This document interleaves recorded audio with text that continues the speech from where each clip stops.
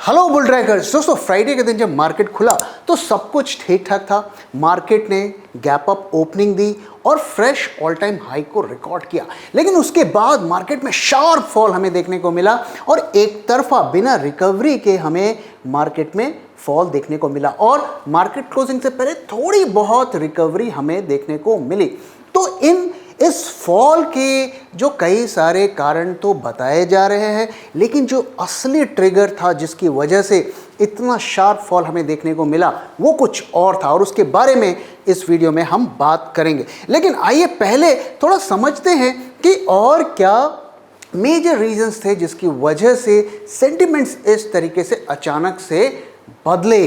तो पहला जो है कि 2 दिन पहले ही फेड की कमेंट्री आई और यूएस फेड ने ये कहा, एक अच्छी बात भी कही और एक बुरी बात भी कही। तो अच्छी बात ये कही कि अब कोई फर्दर रेट हाइक्स नहीं होंगे, लेकिन साथ ही उन्होंने कहा कि इन्फ्लेशन का हमारा टारगेट अभी भी मीट नहीं हुआ है, तो हम करंट रेट्स को लंबे टाइम तक होल्ड करेंगे। मतलब जो उम्मीद लगाई जा रही थी कि इस साल 3 से 4 रेट कट्स होंगे वो शायद अब नहीं होंगे। तो इन हाई रेट्स पर यूएस की इकॉनमी को जो है उसका सामना करना पड़ सकता है। सेकेंड रीजन जो है शार्प एफआईआई की सेलिंग। तो एफआईआईज के जो बाइंग और सेलिंग के पैटर्न्स हम देख रहे हैं वो काफ़ी वॉलेटाइल हैं। कभी वो बायर बन जाते हैं, कभी वो सेलर बन जाते हैं। अगर हम 2024 का डेटा देखें तो आप देख सकते हैं कि जनवरी में उन्होंने अच्छी खासी यहाँ पर सेलिंग की, फरवरी मार्च में बाइंग की और फिर अब सेलर बन गए हैं वो। और मई के महीने में भी अभी तक उनकी नेट पोजीशंस सेल की है। तो 2024 में अब वो नेट सेलर बन गए हैं। मई महीने के शुरुआत से पहले वो नेट बायर थे, लेकिन अब वो नेट सेलर बन गए हैं। तो अगर हम उनके सेलिंग के कारण को देखें तो कई सारे कारण हैं। यूएस के जो रेट्स जो गिरने की एंटिसिपेशन थी वो नहीं हो रही है, वो भी एक बड़ा रीज़न है। लेकिन इसके साथ ही जो मॉरिशस में जो ट्रीटी हुई है जिसकी वजह से उनको ज़्यादा डिस्क्लोजर्स देने पड़ेंगे, वो भी एक बड़ी वजह है जिसकी वजह से वो सेलर बने हुए हैं। तो क्लियरली आप देखेंगे इस वक्त पैटर्न कि जो म्यूचुअल फंड्स तो लगातार बाइंग कर रहे हैं, आप देख सकते हैं, लेकिन एफआईआई सेलिंग कर रहे हैं। और आप देखिए जब जब दोनों बायर बने तो मार्केट में शार्प हमें राइज देखने को मिला, लेकिन जब एक पार्टी भी सेलर बन जाती है तो मार्केट उस तरीके से जो राइज नहीं दिखा पाती है। तो एफआईआई की सेलिंग, जैसा कि मैंने बताया, यूएस फेड रेट की कमेंट्री और साथ ही मॉरिशस की टैक्स ट्रीटी तो है ही, लेकिन इसके अलावा एक और वजह है जिसकी वजह से एफआईआई सेलिंग कर रहे हैं और वो ये कि वो इस नैरेटिव में बिलीव नहीं करते कि इस गवर्नमेंट का जो करंट गवर्नमेंट है वो क्लियर उनको मेजॉरिटी मिल जाएगी। ऐसा मैं किस लिए कह रहा हूँ कि कई एफआईआईज के ऐसे कमेंट्स आए हैं कि सरप्राइज़ का एक हमें लोकसभा इलेक्शन के रिजल्ट के बाद एक सरप्राइज़ हमें देखने को मिल सकता है। दूसरा, अगर आप उनके फ्यूचर्स पोजीशन को देखें तो वहाँ पर क्या दिखता है, वहाँ पर क्लियरली आप देखिए उन्होंने शॉर्ट पोजीशंस बनाई हुई हैं, फिर थोड़ी सी रिकवरी भी हुई, लेकिन फिर फ्राइडे के दिन दोबारा से उन्होंने फ्यूचर्स में शॉर्ट पोजीशन बनाई और वहीं रिटेल लगातार खरीद रहा है और फ्राइडे के दिन उन्होंने फ्रेश इंडेक्स फ्यूचर्स की पोजीशंस बनाई। तो रिटेल इस वक्त 1 लाख से भी ज़्यादा लॉन्ग है फ्यूचर्स मार्केट में। मैं इंडेक्स फ्यूचर्स की बात कर रहा हूँ।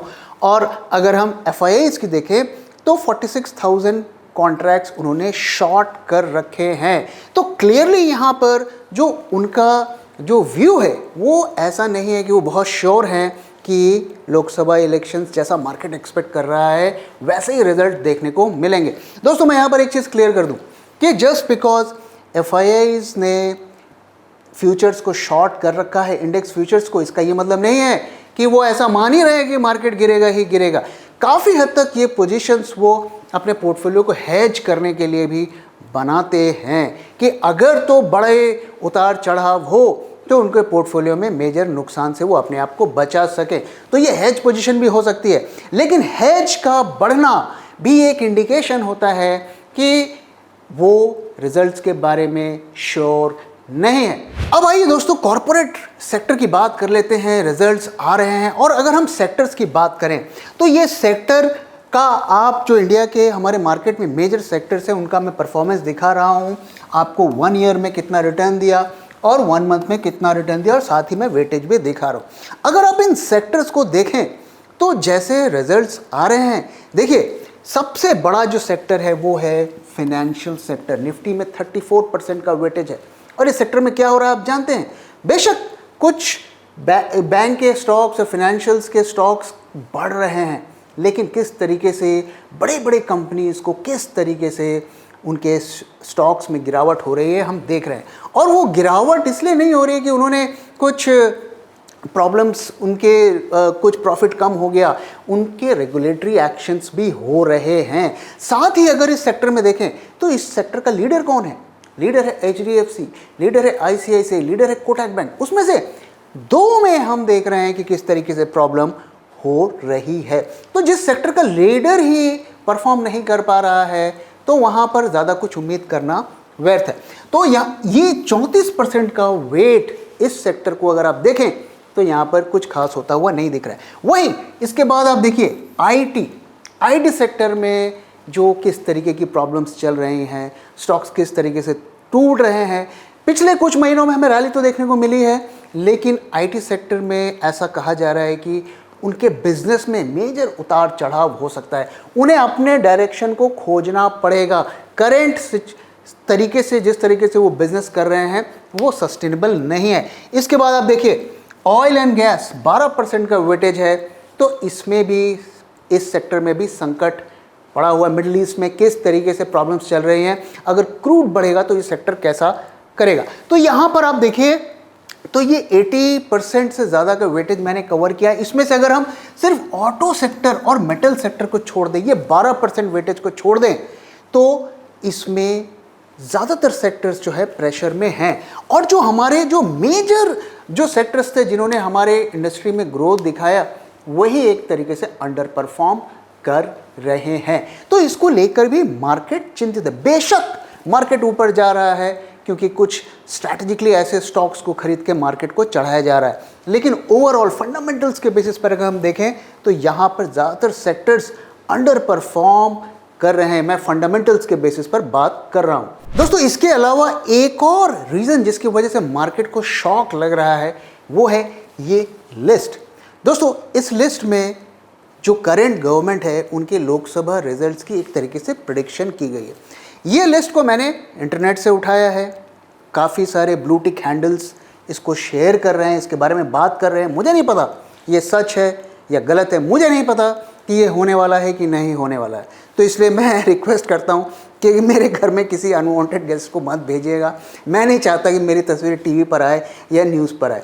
तो इस लिस्ट के हिसाब से ऐसा आकलन दिखाया जा रहा है इसमें कि जैसे हम रिजल्ट्स की उम्मीद लगा रहे हैं वैसे यहाँ पर होती हुई नहीं दिख रही है। और इसमें ±10% जो कहा गया है कि इसका हो सकता है, यानी कि इससे वर्स्ट भी हो सकता है, लेकिन बेस्ट केस सिनेरियो भी ऐसा कंफर्टेबल नहीं लग रहा है। तो अगर मार्केट इस लिस्ट को कंसीडर कर रहा है तो ज़रूर उसमें एक नर्वसनेस आएगा, क्योंकि मार्केट की अभी तक की एक्सपेक्टेशन कुछ और थी और ये पिक्चर कुछ और दिखा रहा है। तो ये यूजुअल रीजंस थे जिसकी वजह से मार्केट में थोड़ी सी नर्वसनेस आई। लेकिन फ्राइडे के फॉल को ट्रिगर किसने किया, वो एक खास वजह थी जिसकी वजह से वो ट्रिगर हुआ। और वो ट्रिगर क्या था? वो ट्रिगर ये था कि एक ट्वीट आता है CNBC TV 18 से। ट्वीट में ये कहा गया है कि इनकम टैक्स के मेजर बदलाव हो सकते हैं इलेक्शन रिजल्ट के बाद, और मार्केट ने इसको ऐसे इंटरप्रेट किया कि शॉर्ट टर्म और long term capital gain tax में मेजर बदलाव हो सकते हैं। मुझे नहीं पता कि उन्होंने किस बेसिस पर इस रिपोर्ट को, इस आर्टिकल को लिखा और ये ट्वीट किया, लेकिन इसकी वजह से मार्केट पे उथल पुथल मच गई। हो सकता है कि ये मार्केट को गिराने के लिए इंटेंशनली किया गया हो, मुझे नहीं पता, क्योंकि इस ट्वीट को उन्होंने जो है डिलीट कर दिया, CNBC ने डिलीट कर दिया। अभी ये अवेलेबल नहीं है, ये जिन्होंने स्क्रीनशॉट लिया हुआ था वहाँ से ये मिला है। अब ये इसकी सीरियसनेस को, इसको ऐसे समझिए कि फाइनेंस मिनिस्टर को इस पे कमेंट करना पड़ा और उन्होंने कहा Wonder where this is come from again was not checked with FinMin। तो उन्होंने कहा भैया हमसे तो चेक किया नहीं, आपने ये कैसे छाप दिया, ये प्योर स्पेकुलेशन है, र्यूमर मॉन्गरिंग है। शायद इसके बाद ही उन्होंने इस ट्वीट को जो है हटा दिया। तो क्वेश्चन तो उठता है कि क्यों उन्होंने ट्वीट किया, क्या उनके पास कुछ अंदर की खबर थी या फिर उन्होंने मार्केट में उथल पुथल मचाने के लिए ये ट्वीट किया। फिलहाल ये ट्वीट डिलीट कर दिया गया है और अब इसमें कोई डिस्कशन नहीं हो रहा है। तो इसकी वजह से मार्केट में सडन फॉल हमें देखने को मिला। तो दोस्तों वीडियो को आगे बढ़ाने से पहले मैं आपको अपने ऑप्शंस लर्निंग प्रोग्राम्स के बारे में बात करना चाहता हूं। इस वक्त हम 2 तरीके के प्रोग्राम्स रन कर रहे हैं। अगर आप एब्सोल्युटली बिगिनर हैं और बिगिनर से एडवांस तक की ऑप्शन सीखना चाहते हैं तो आप हमारे ऑनलाइन लर्निंग प्रोग्राम क्लब 100 को ज्वाइन कर सकते हैं। और अगर आप HNI ऑप्शंस ट्रेडर हैं, आपको ऑप्शंस मार्केट की थोड़ी बहुत समझ है, आपको थोड़ा बहुत एक्सपीरियंस है, तो आप हमारे 2 डेज़ ऑफलाइन लर्निंग प्रोग्राम को ज्वाइन कर सकते हैं जो कि कोलकाता में होने वाला है नोवोटेल 5 स्टार होटल में। और वहाँ पे हम जो HNI ग्रेड की स्ट्रैटेजीज़ को डिस्कस करने वाले हैं, जिसमें ऑप्शन एडजस्टमेंट से लेके और भी कई तरीके की स्ट्रैटेजीज़ को कवर करने वाले हैं। लेकिन दोस्तों ये HNIs के लिए ही सूटेबल स्ट्रैटेजीज़ हैं क्योंकि इसमें कैपिटल ज़्यादा लगता है और इसमें ये बिगिनर्स के लिए नहीं है। तो जो भी प्रोग्राम आप अपने नीड के हिसाब से ज्वाइन कर सकते हैं। अगर इससे रिलेटेड कोई जानकारी आपको चाहिए तो आप हमसे कांटेक्ट कर सकते हैं। तो अब इलेक्शन के रिजल्ट्स तो अगले महीने आ जाएंगे, जून 4 तारीख तक आ जाएंगे। तो ऐसे में हम मार्केट से क्या उम्मीद कर सकते हैं? देखिए दोस्तों, मैं कोई पॉलिटिकल एक्सपर्ट नहीं हूँ, मैं किसी तरीके से सीट को प्रेडिक्ट नहीं कर सकता। मैं नहीं प्रेडिक्ट कर सकता कि आने वाले टाइम में पॉलिटिकली क्या होने वाला है। मैं सिर्फ मार्केट के बारे में बात कर सकता हूँ और मार्केट आज हमें क्या बता रहा है इसके बारे में बात कर सकता हूँ। देखिए, चाहे कोई भी नैरेटिव आपको बताया जाए, मार्केट का डेटा देखेंगे तो मार्केट इज़ नॉट श्योर कि क्या पॉलिटिकली होने वाला है। ऐसा मैं क्यों कह रहा हूँ? पहले तो आप देखिए, अभी तो न्यूज़ आई थी कि विक्स बहुत घट गया, ऑल टाइम हाई लो पे चला गया, लेकिन विक्स में वापस से राइज होने लगा है। मैं दोस्तों विक्स को ट्रैक नहीं करता, मैं आईवीज़ को ट्रैक करता हूं और उसे ही ट्रेडिंग में यूज़ करता हूं। आईवी जो है मार्केट की सही पिक्चर, स्टॉक वाइज क्या हो रहा है उसमें हमें सही पिक्चर देता है। तो आईवी यहाँ पर आप देखिए, तो आईवी अब यहाँ पे अगर कॉल साइड की अगर मैं आईवी देखूं, ये जून का कॉन्ट्रैक्ट है, जून मंथली कॉन्ट्रैक्ट्स हैं, इसका ऑप्शन चेन है। जून में अगर मैं एटीएम्स की आईवी देखूं तो करीब 16% है। फ्राइडे के दिन आईवी में जंप हुआ है, उससे पहले ये 12-13% के आसपास चल रही थी।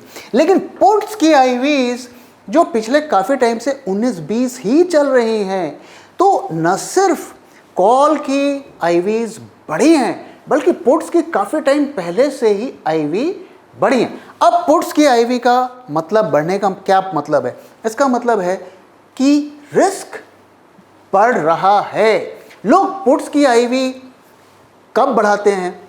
जब पुट सेलर को लगता है कि मार्केट में मेजर गिरावट या राइज हो सकता है, मेजर उथल पुथल मच सकती है, तो वो आईवी ज़्यादा आईवी पर बेचते हैं। और पुट्स खरीदता कौन है? पुट्स खरीदते हैं पोर्टफोलियो मैनेजर्स।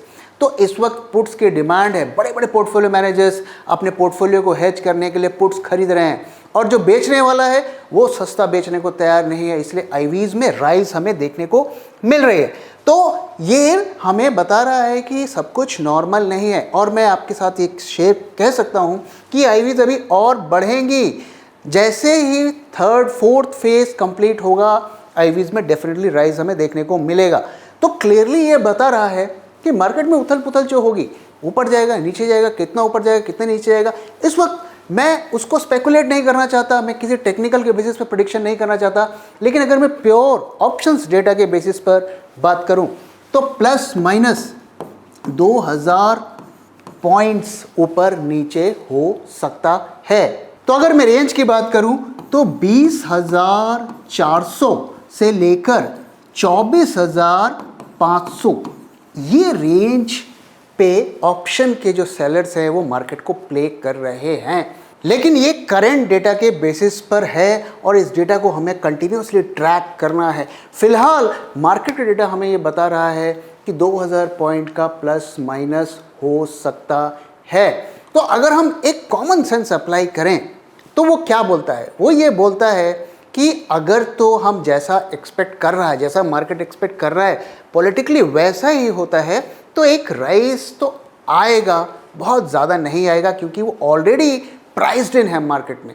लेकिन अगर मार्केट को शॉक लगता है तो मार्केट में बड़े उतार चढ़ाव हो सकते हैं। ऐसे में बहुत ज़्यादा पैसा सिर्फ पॉलिटिकल एंगल को देखकर लगाना एक सही डिसीजन नहीं होगा। अगर आप इस वक्त भी इन्वेस्ट कर रहे हैं तो सेक्टर को देखिए, मैक्रो को देखिए, स्टॉक को देखिए, फिर लगाइए। सिर्फ इसलिए मत लगाइए कि पॉलिटिकली ये सिचुएशन हो सकती है।